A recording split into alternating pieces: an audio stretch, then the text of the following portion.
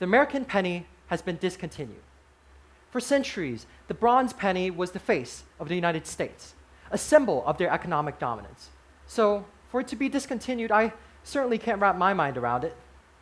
But I also have more personal reasons. When I was 13, my father came home from a long business trip. And with him, he brought lots of coins, as well as various notes from the countries he had visited from all over the world. And this fascinated me. I would ask him endless questions about where did this country originate? Where was the country, and why was it important for them to have their leaders on their notes? He would explain them to me, one by one. And he would even relate it to his own interest in mathematics. He would tell me about the story about the famous mathematician Carl Gauss and his contributions to the mathematical world. This is why I am proud to say I am a coin collector. But to some of you, this may seem like I'm a grandpa with nothing better to do and nothing better to collect. But I assure you that there is much more than what meets the eye than worthless metal. Take the American penny, for example. The American penny has changed numerous times throughout history, from the Lincoln Memorial cent, to the wheat cent, to the steel cent, and to the modern-day shield cent. These changing designs reflect what the nation deemed to be important for its people to remember, as well as for culture to persist. Coins are emblems of the past and the present. And by continuing their production, we allow the insightful historical vestiges to continue throughout decades and centuries. So what may seem to be a discontinuation of a cent is actually a wider movement to remove coins in general, internationally, globally. So in China, Alipay and WeChat has taken over transactions. And in Sweden, Swish, or the digitalized currency, has been pushed by the government for citizens to use. And in America, the only place you will find coins are abandoned on the ground, where even robbers don't even bother to take them out of the cash register. So do they truly matter so little that a metamorphosis to a world without coins means nothing to us? I don't think so. Coins are emblems of what we hold to be true, of what we hold to be important, as well as for countries and governments to continue what they believe is essential for their culture and for their national unity. So let's take a look at the obvious, the heads of a coin. Coins are windows to the past and the present, and they show us, and current historians, what the past was like. Take this coin, for example. This is an Edo coin produced by Japan. And from its comparison to a regional Chinese copper coin, we can see that its composition was probably made out of something which wasn't durable. It was actually made out of iron. And we can tell this just by looking at its composition as well as its appearance. It looks rusted. It doesn't look too appealing. And from this, we could also infer that it wasn't widely used, or it was soon discontinued after its production. And guess what? That is what had happened in history. This is an emergency issue coin produced by the regional Sendai domain, and it contributed to the wider Tokugawa shogunate's economy.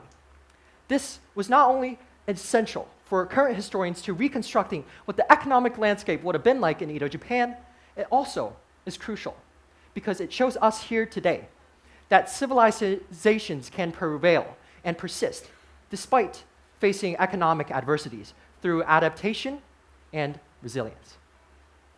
Now, let's examine the hidden details of a coin. Coins are also messengers of nationalism, fostering national unity and pride. Take the coins minted by the Allied forces during the Second World War, for example. The Second World War, the deadliest war in all of human history. Governments had to change various compositions as well as the messages they imparted through the coins. For America, this manifested in 1943, where they changed the composition of the penny from copper into steel. Now, this change might seem small on a micro level, but on a macro level, this was significant because this meant that they were making active changes to the economy and to their minting technology in order to benefit their people. And it shows how the government was taking active measures in order to support their allied forces in the war effort because copper was used as war material. And not only did America do this, Canada also did this. In their 5-cent nickel coin, which represented victory, they had the Morse code message engraved on the rim of the coin. This was done by the master engraver Thomas Shingles. And on it, it said, "We win when we work willingly." This message not only inspired patriotism in people's hearts, but it also led the Canadian soldiers to continue fighting, as well as inspiring and invigorating Canadian public to contribute to the war effort in any means possible. Needless to say, these coins definitely sparked flames of patriotism in people's hearts.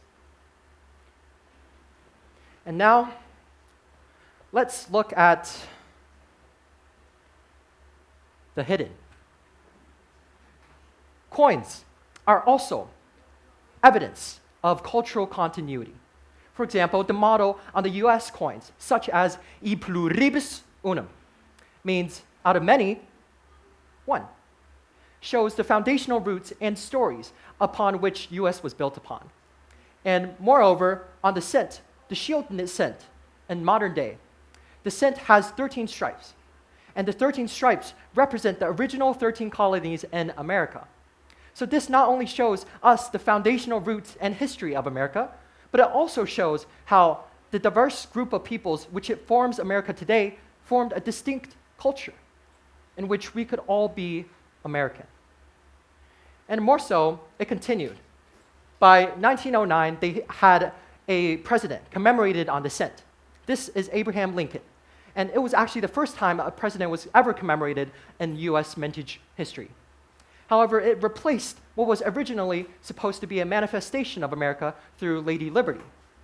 And there's continuity of art in this, because this little inconspicuous change was actually momentous, because it showed how the US now valued actual people and actual founding fathers as compared to previously where they valued their own nation more.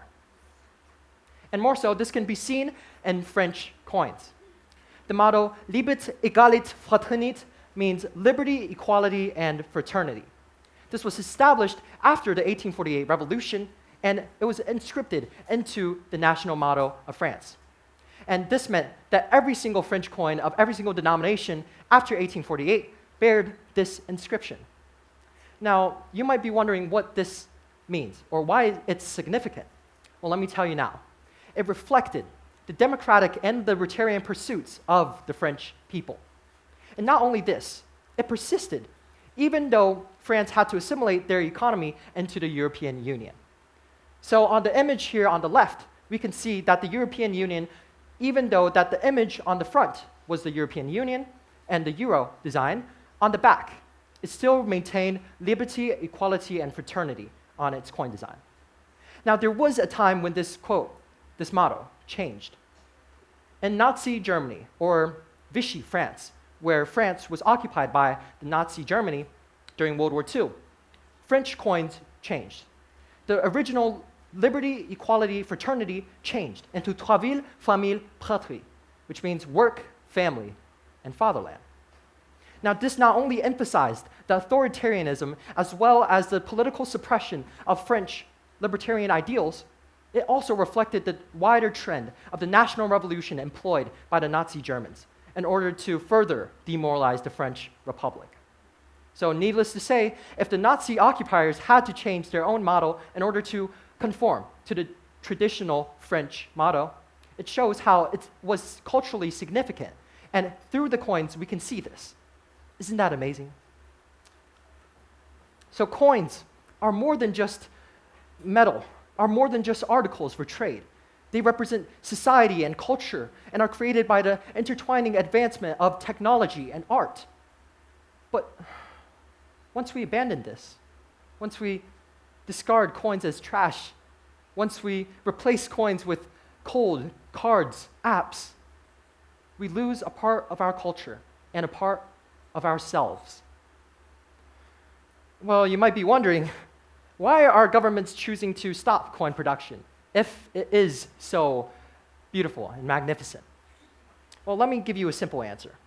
It all comes down to economics. Simply put, it costs the US government 3.69 cents to produce a single cent. 2 cents, 2.69 cents in order to produce a cent was lost during production. And this culminated in $70 million lost annually by the production of a cent. So it just doesn't make sense to make sense. And in the UK, the halfpenny was discontinued because of inflation and price increasing. This led to the fact that it didn't have any purchasing power. And in Canada, 11 million Canadian dollars were spent each year by the Canadian government in order to produce a cent. Still, which was worth almost nothing. So I understand why governments are choosing to abandon coins. But I don't think we should stop their production entirely. I think a very famous quote from Ventris Gibson, the director of the US National Mint, says something very important and something which resonates deep within my heart. The mint connects America through coins and metals, which reflect the remarkable history, culture, value, diversity, and natural scenery of our nation. Coins should still be maintained because they have invaluable elements which resonate within us. But the question I want to ask everyone here today is this: what are you willing to sacrifice for $70 million? Is it parts of your culture? Is it parts of your history? Or is it parts of your national identity? What is it are you willing to give up? And to what extent are you willing to give up your personhood? So today, I'm urging you to see them from a different perspective, to see coins from a more appreciative perspective. So the next time you see a coin on the ground, next time, pick it up and appreciate the intricacies of its production. Because your action has immeasurable value.